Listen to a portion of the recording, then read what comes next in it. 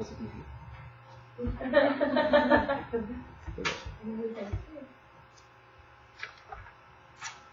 Alors, le tenant aboutissant des pédagogies.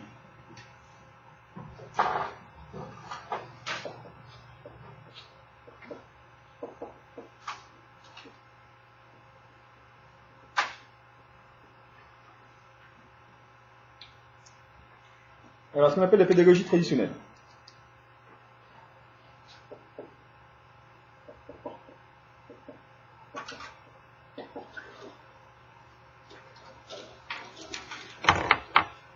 Alors, fondée sur les sciences exactes.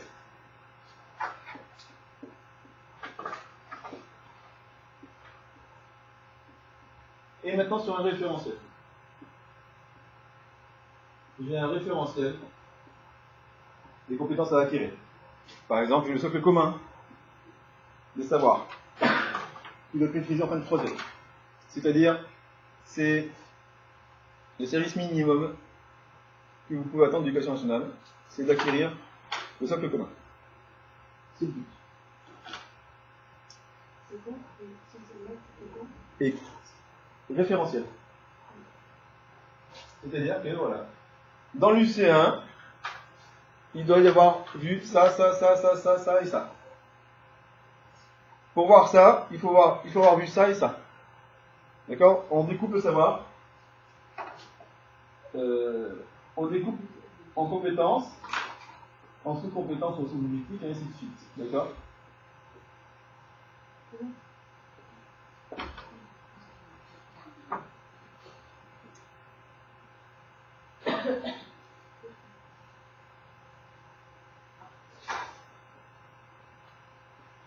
Dans les pédagogies, alors, c'est pas des... c'est des courants pédagogiques. Hein. C'est pas des moyens pédagogiques, c'est des courants. C'est des tendances qui existent.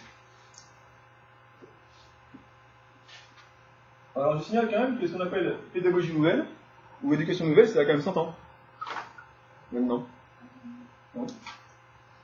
Donc, traditionnel par rapport à la méthode jésuite, nouvelle par rapport à ce qu'on connaît maintenant depuis 100 ans. Et donc, on est basé sur la psychologie.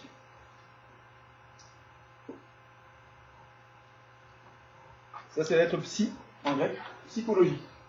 Psycho de l'enfant. Non? Alors, c'est pas que on n'a pas découvert l'enfant au début du XXe siècle. Ça fait longtemps qu'il y a des pédagogues. Les pédagogues, à la base, c'est des esclaves, chez les Grecs, c'est des esclaves qui sont chargés d'emmener les enfants à l'école. Plus tard, c'est l'esclave qui va être chargé d'enseigner. Mais ça fait longtemps qu'on enseigne à des enfants. Il n'y a rien de nouveau. Hein? Aristote, déjà, c'est 330 avant Jésus, ou avant notre ère, parle déjà de comment est-ce qu'on enseigne. Et on n'a pas de choses très nouvelles. Il n'y a pas de... On redécouvre des choses qui existent déjà. On sait déjà, depuis longtemps, comment un enfant marche. Vous voyez, par exemple, dans les grands pédagogues, on parle de Rousseau. Bon. Rousseau qui a écrit l'Émile, ou de l'éducation, un truc en 5 volumes. L'idée, c'est d'avoir un volume par tranche d'âge.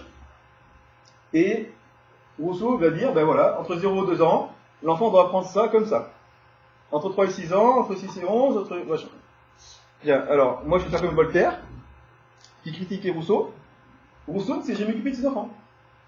Il a eu 5 enfants, ne les a pas éduqués et les a abandonnés. Donc, comme Voltaire lui a dit, écoute Rousseau, quand on abandonne ses enfants, on n'écrit pas traité d'éducation. Il faut être logique. Et pourtant, les idées de Rousseau sont à la base de beaucoup de pédagogie nouvelle. D'accord? Donc, moi, je vous dis que, voilà, l'Émile existe, c'est une référence, et en même temps, comment est-ce qu'un mec qui a abandonné ses enfants et les a jamais éduqués peut légitimement parler d'éducation? Alors là, psychologie de l'enfant, on a quelqu'un qui est un grand, Piaget. Alors Piaget, très franchement, il vaut mieux lire des commentaires sur Piaget que Piaget lui-même. C'est moins compliqué. Moi, pour comprendre les écrits de Piaget, bien fallu avoir fait 3 ans de philosophie dans ma vie, après la terminale. C'est extrêmement pointu sur les termes, et c'est un peu chiant à lire, faut quand même le dire. Mais c'est fondamental. C'est à Piaget qu'on doit notamment tout ce qui est stade de développement de l'enfant, en particulier l'étude de la conservation, de la maturation de l'intelligence de l'enfant. C'est Piaget qui est le grand auteur. Vous ne couplez pas à Piaget. Hein.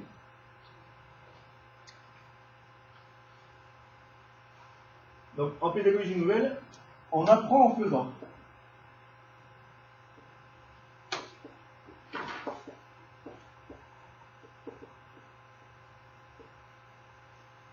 Ça, c'est le grande base. On apprend en faisant. On apprend en faisant et de préférence par le jeu. Et là, je reviens à un gars qu'on a découvert, ça s'appelle Comenius. Comenius, c'est le premier à avoir dit qu'il faut faire pour apprendre. Et qu'il faut que ça passe par le jeu et qu'on s'amuse pour apprendre. Ça, c'est Comenius au XVIe siècle et XVIIe siècle. Le jeu et l'expérimentation. Ça veut dire que dans cette pédagogie-là, l'erreur est pédagogique. D'accord ? En pédagogie traditionnelle, j'ai pas le droit à l'erreur. Je fais une erreur, j'ai un point en moins. En pédagogie nouvelle, je fais une erreur, et bien c'est une occasion d'apprendre. Et c'est à mon formateur de me dire, ben voilà, tu t'es planté, parce que. Ou à toi de le découvrir tout seul. Mais l'idée c'est que l'erreur est une des sources d'apprentissage. J'ai le droit de me tromper. Et même, quelque part, je dois me tromper, parce que sinon, apprendre, ça veut dire qu'il y a un processus d'apprentissage, on ne peut pas tout savoir directement d'un coup. Donc il y a forcément des erreurs. Avant de savoir ma table de 9 en multiplication, eh bien ça prend un peu de temps parce qu'elle est plus compliquée. Et on va me corriger sur mes erreurs. Mon formateur va me faire un retour, et va me dire, écoute, quand c'est 8 sur 10, c'est de là, et tu te tombé sur ça et ça, le résultat c'est ça. D'accord ? Il y a la notion de feedback.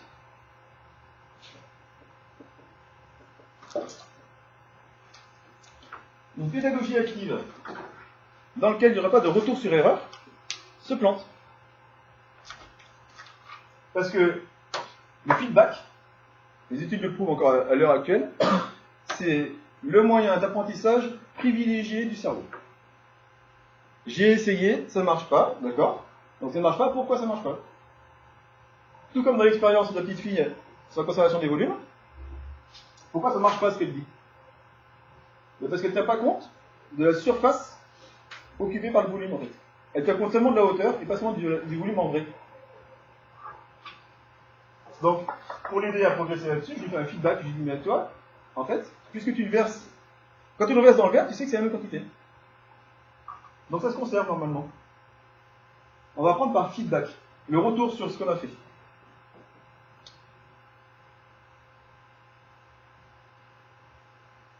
Alors attention au risque. Il y a un grand risque. Le risque, c'est que le jeu devienne l'activité principale d'apprentissage. Le jeu est un grand moyen pédagogique.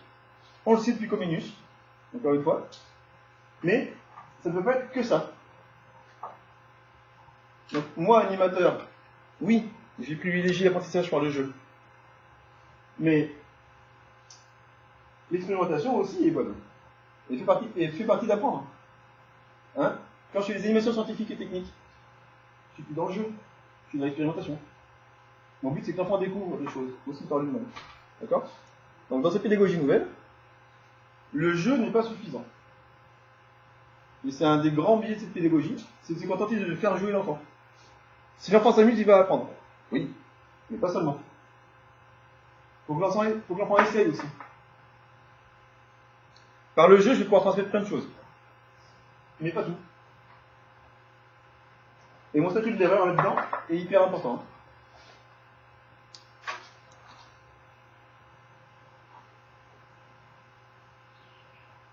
Alors, pédagogie psychanalytique.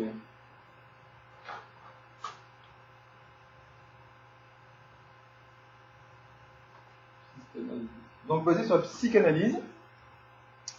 La psychanalyse, je rappelle que c'est une branche de la médecine psychologique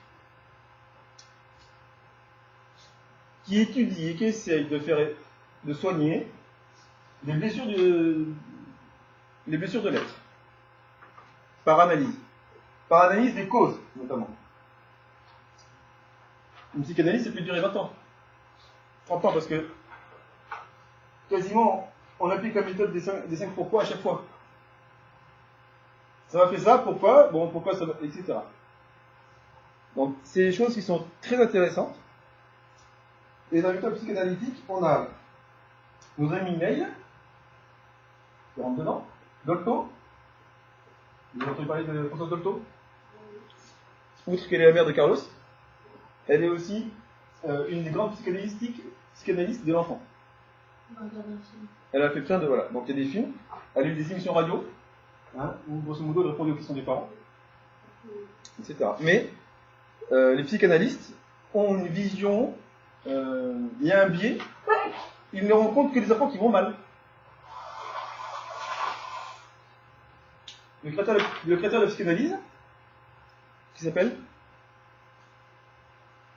Qui a écrit la psychanalyse? Freud. Freud, il se base sur les gens qui vont pas bien.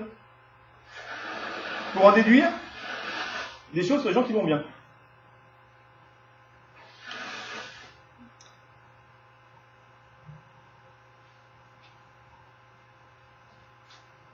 On peut classer aussi la méthode Oury là-dedans. Hein. Oury, c'est une méthode psychanalytique. Hein. Et donc là, c'est la question du désir de l'enfant.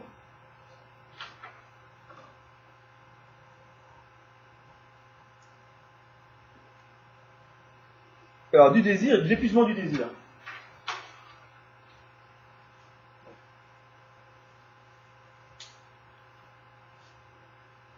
Je prends un exemple très simple.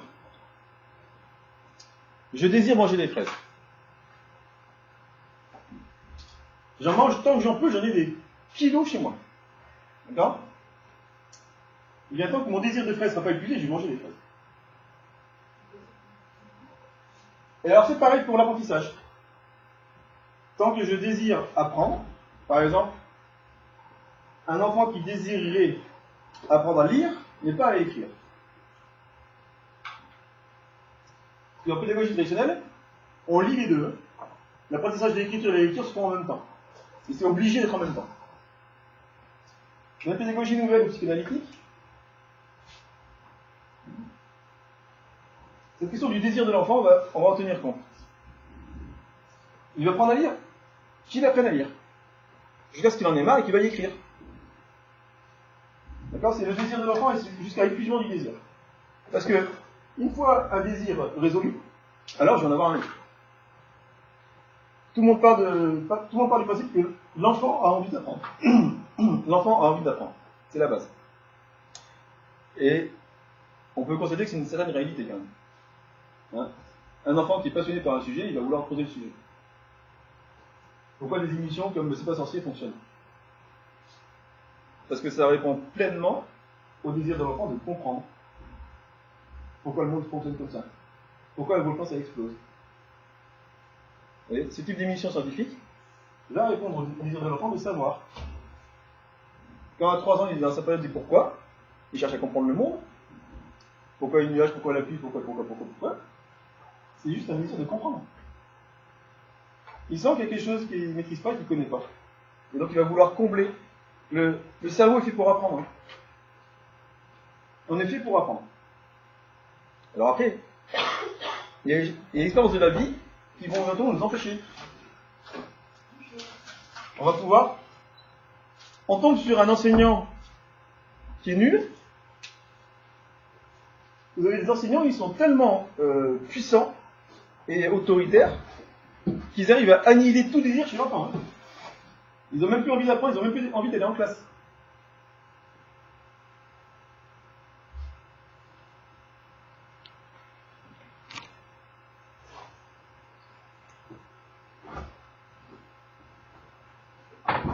Alors, dans une pédagogie non directive,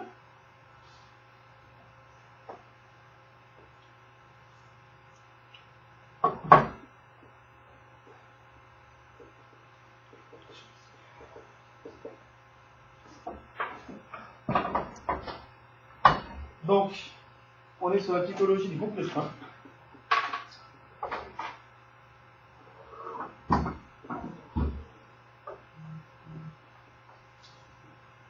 Le groupe restreint, c'est fondé sur deux découvertes, Rogers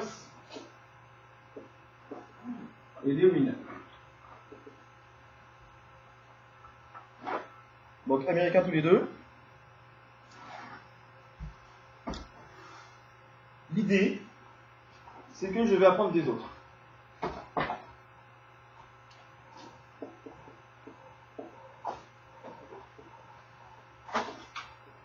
Apprendre des autres en les écoutant.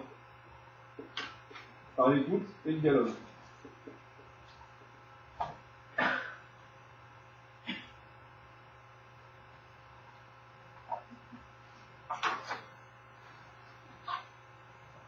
Et donc le moyen privilégié, c'est la reformulation. Je pense que tout ça, vous le verrez en communication. Ou en écoute. Si vous faites une formation à l'écoute, vous allez manger du Rogers,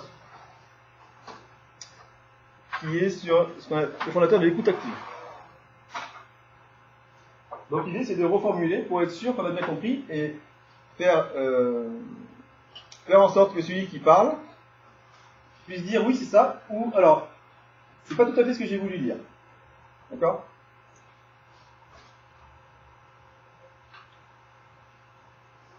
Le danger, c'est un certain laxisme.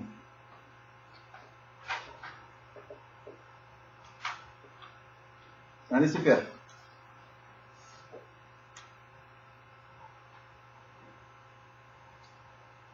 L'idée, c'est de créer l'empathie. L'empathie, vous savez ce que c'est ?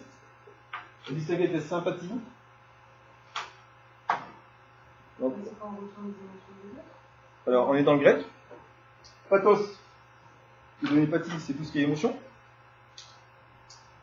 Sympathie, c'est qu'on est synchronisé aux émotions des autres.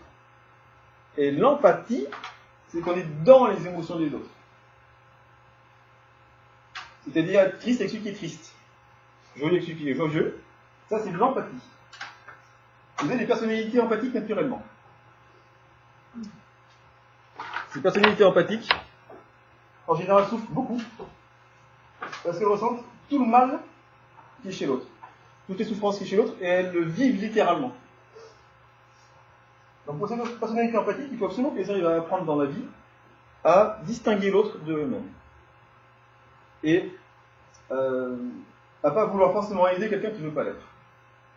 Parce que le giga empathique, il ressent tellement la souffrance de l'autre qu'il va vouloir aider de force.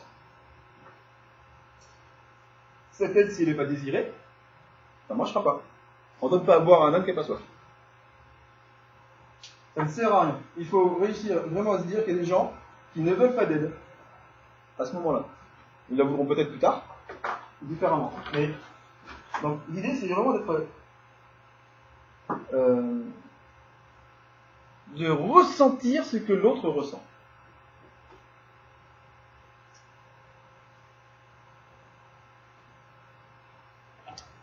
Enfin, il manque la pédagogie institutionnelle.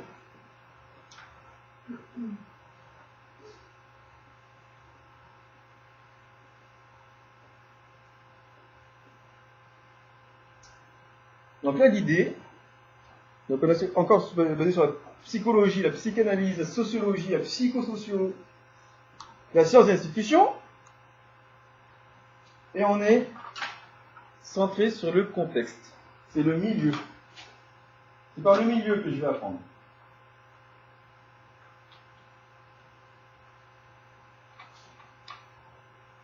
Le milieu va devenir soignant. Alors typiquement, donc c'est Jean Houry et Fernand Houry. Donc Jean Houry, docteur en psychanalyse, docteur en psychiatrie, et Fernand Houry, instituteur. Les deux vont s'inspirer mutuellement.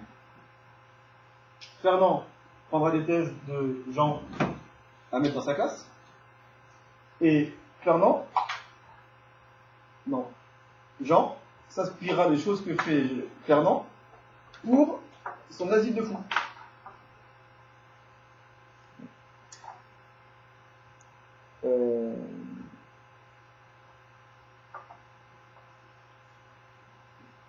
Donc l'idée, c'est de mettre en place un système qui va favoriser l'apprentissage, même dans un milieu difficile.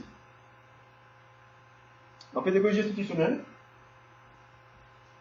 souvent on a des durs de dur. Fernand Houry, il enseignait dans les quartiers craignos. Personne ne voulait y aller à l'époque. Et lui, il a une classe de 40 sauvageons à qui il est prié d'enseigner.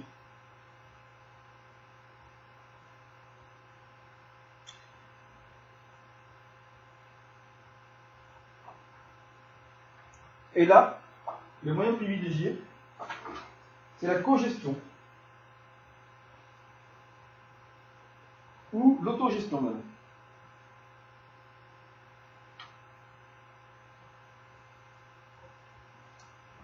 C'est-à-dire que là, l'enseignant n'a plus à faire d'autorité. L'autorité est faite par le groupe classe.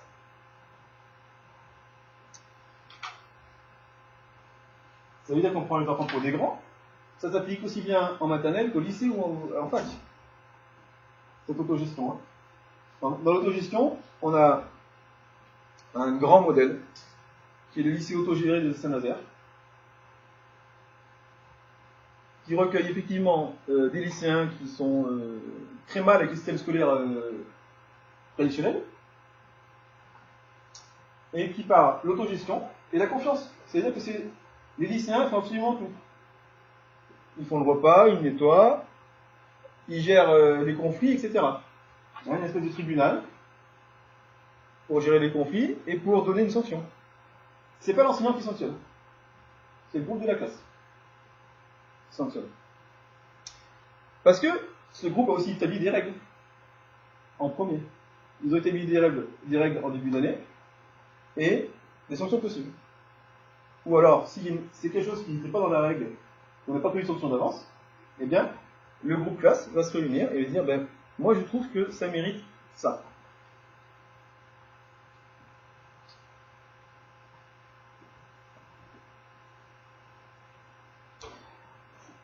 Et donc l'idée, là, dans les termes pédagogiques un peu d'éducation nationale, il faut faire classe avant d'enseigner. C'est-à-dire que je dois avoir un groupe dans ma classe. Je ne pourrais pas enseigner si j'ai plein de petits clans qui vont se tirer dans les pattes. On est sur une idée de coopération aussi.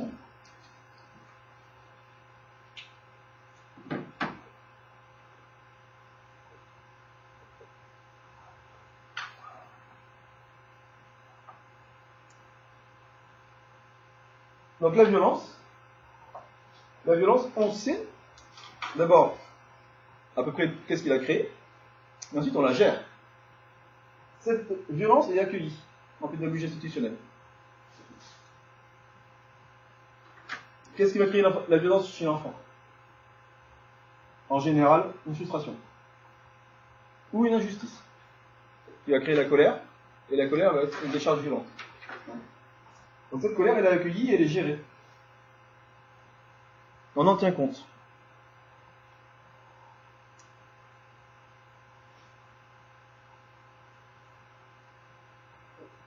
Au besoin, un peu comme pour Jacques, je propose, on va, s'il doit y avoir combat, parce qu'on a des coqs qui n'arrivent pas à se mettre d'accord, eh bien on organise des combats. Mais avec des règles. Par exemple, on prévient 24 heures à l'avance par lettre. Et ce qui est intéressant, c'est que dans cette lettre, il y a la cause. Qu'est-ce qui fait que j'ai envie de me battre avec toi? Et en fait, on va avoir un début de dialogue qui va se faire par l'écrit. Peut-être que le combat n'aura jamais lieu, au final. Parce que ceux qui n'arrivent plus à se parler, eh bien, ils sont obligés de communiquer quand même.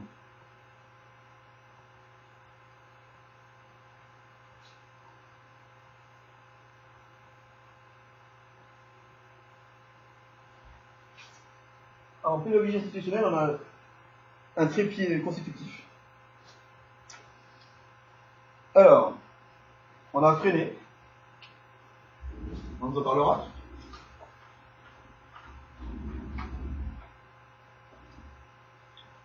On a la dynamique de groupe.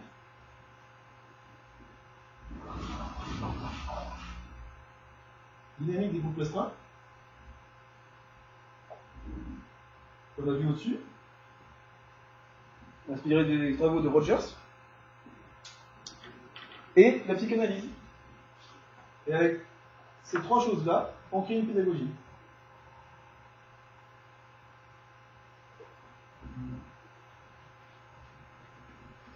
Et encore une fois, c'est toujours pareil. L'idée, c'est aussi de créer le désir d'apprendre. Mais dans des conditions qui ont été mises en œuvre de manière réfléchie.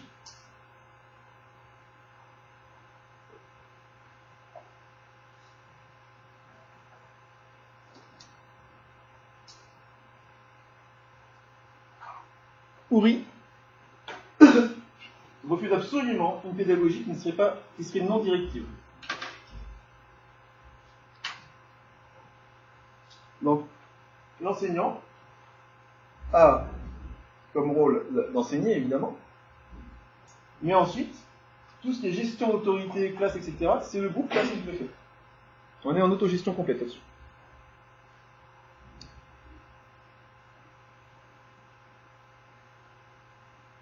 Oury va mettre en place le code 9.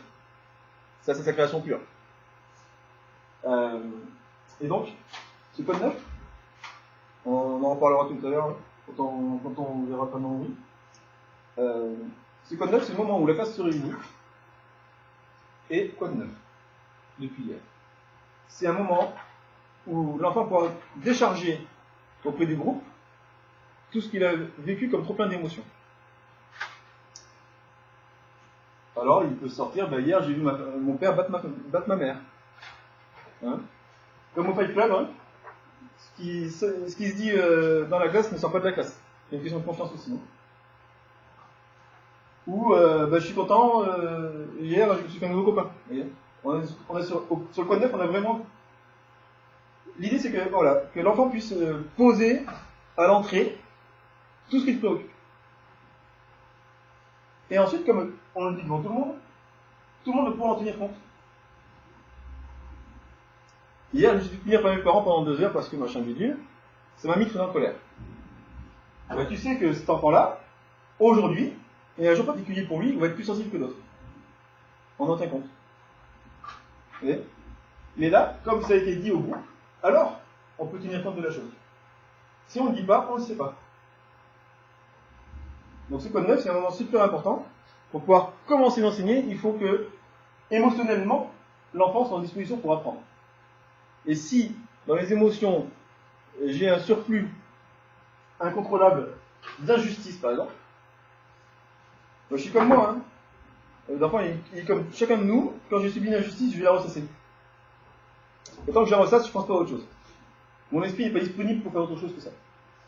Donc, le moyen trouvé par Oury, c'est de faire déposer ça.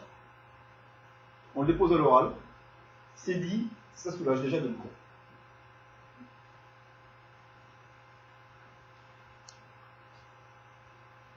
Ensuite, il y a une coopération entre élèves. Dans sa pédagogie, Oury, il y a eu un système de niveau de compétences, aussi bien en français qu'en maths qu'en comportement. Et des élèves d'un niveau supérieur peuvent aider des élèves d'un niveau inférieur. Et encore, donc, en fait, c'est un élève qui va aider un autre élève à mieux comprendre et à progresser. Ce qui est très valorisant. Un système de tutorat.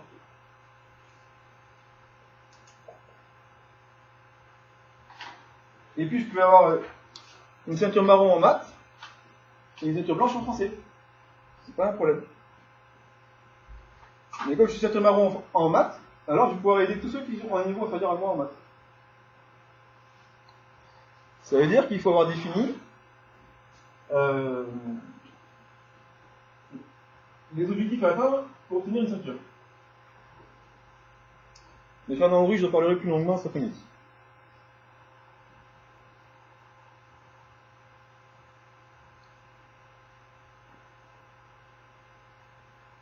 Alors, il y a aussi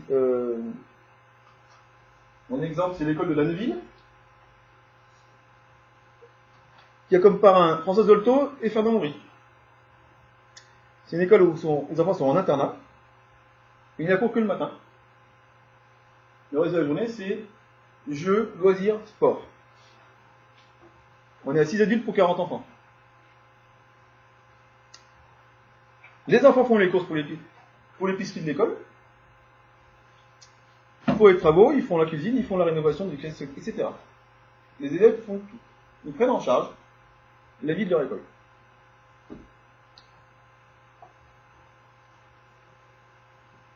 Il a été mis en place à l'école de la Neuville un cahier de ralage. Alors c'est l'équivalent de nos cahiers de doléances de la Révolution française, hein, mais à niveau d'enfant. Et donc ce cahier de ralage, il est lu en conseil tous les jours. Le conseil réunit l'ensemble des enfants et des enseignants en fin de semaine. Et ce conseil décide des sanctions données, s'il faut en donner. Le conseil sert aussi à complimenter les élèves. Donc on le fait devant tout le monde aussi. Bravo pour. C'est aussi un moment où on peut informer tous les élèves de ce qui les concerne. Hein. Je vous propose de regarder quelques vidéos sur justement cette pédagogie en autogestion.